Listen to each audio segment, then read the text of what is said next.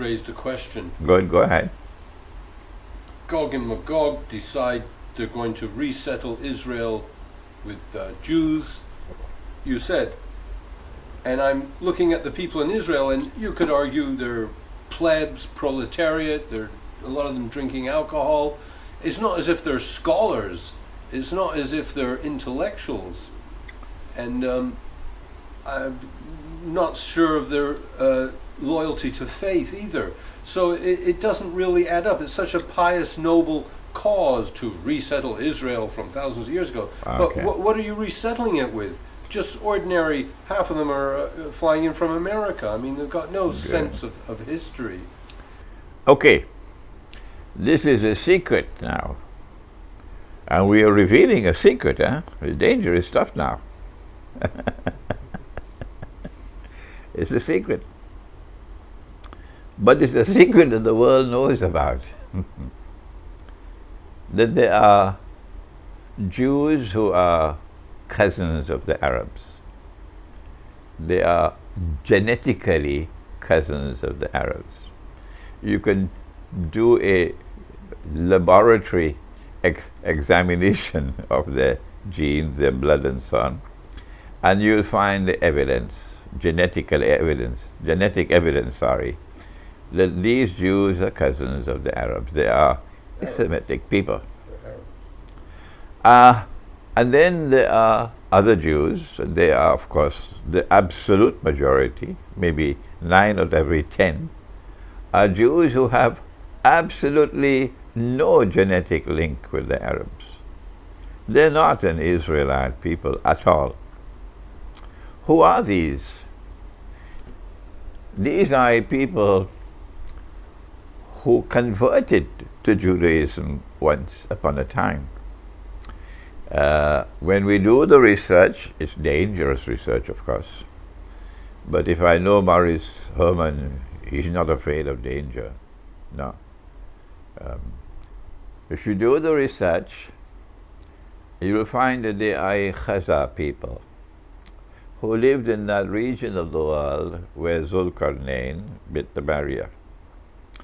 These people became Jews, and then some of them became Christians, having become Jews. And so you have Chazar on this side of the Christian, on this side of the fence in the Christian world, and you have Chazar on that side of the fence in the Jewish world in Europe. And they worked from inside the European Christian world and the European Jewish world to bring about a mysterious reconciliation and rapprochement, and eventually a Judeo-Christian alliance emerged. The Vatican, of course, played a very important role in that. These are the Jews and the Christians who are described in the Quran as Gog and Magog.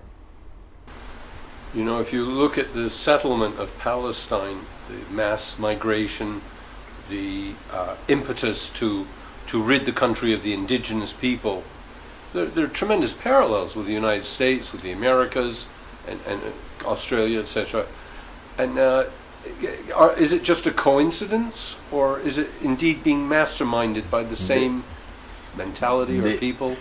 The greatest oppressor that mankind has ever known in all of human history, the one who shed the most blood, who created the most corruption and destruction on the face of the earth, are these people who have emerged from modern Western civilization. And we were told about it, you know, Morris, once upon a time, long before you were born. The Lord God spoke to the angels, and he said to them that I'm going to place on earth one who will rule, Khalifa. Khalifa. Remember that word, Khalifa. To rule. And the Lord God said to David, Nabi Dawood alayhi salam, David, I am appointing you as Khalifa on earth. And you must rule on the basis of the truth which has come from me. Morris, truth does not come from the New York Times. It doesn't come from the Washington Post. It most certainly doesn't come from CNN. They tell monstrous lies. They don't even have a sense of shame. No. They've lost that now. And you cannot have truth and also lies. They're incompatible with each other. The angel said to the Lord God, are you going to place on earth those who will do this? They will commit facade. They will corrupt the earth. They will destroy. And they will shed immense blood. أَتَجْعَلُ فِيهَا مَن يُفْسِدُ فِيهَا وَيَسْفِكُ الدِّمَاءَ. This is what the angel said. And this is what is happening. They started with an island off the coast of Europe that Napoleon had contemptuously dismissed as a nation of shopkeepers. But that little island gave to the world a scientific and technological revolution, which gave to it command of the seas. At that time there was no air power. And Britain controlled the seas of the world.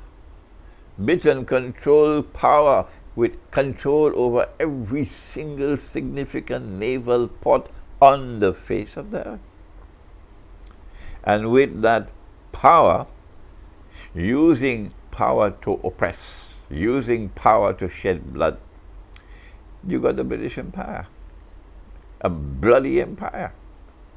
And these are the people who eventually transferred power to the United States, who then shed even more blood than Britain shed, and even more atrocious in their oppression than Britain ever was. So these are people who, if you cannot recognize them as oppressors, something is wrong with you. These cannot be a people who have received the law from Moses, Nabi Musa alayhi salam, and who are authentic Jews, and who want to live a righteous life. They cannot be a believing Jew and yet be oppressors. A believing Jew is my brother. A believing Jew, I can sit with him at the same table and eat the food that he is eating. Yes, because the Lord God told me, if the Jew offers me food to eat, that I am allowed to eat his food. That's how close he is to me. Yeah. These are not believing Jews. We don't have any quarrel with the believing Jew. We have no hatred in our hearts for the believing Jew. No. We are brothers. And we've been warned in the Quran that when we enter into religious discussions with the Jews and with the Christians, the Lord God has warned us. Ensure that you enter into dialogue and discussion in the best possible way, using the best language, showing the most politeness possible. Don't cross that line. That's how we relate to the Jews and the Christians who are not oppressors. But these 9 out of 10 Jews in the world today, plus the Zionist Christians, they are the world's greatest oppressors. And they have shed so much blood that a tomorrow is coming. Morris, a tomorrow is coming, when even the stones and the rocks will speak and say, come and kill him. Because even the stones and the rocks will be fed up of these oppressors.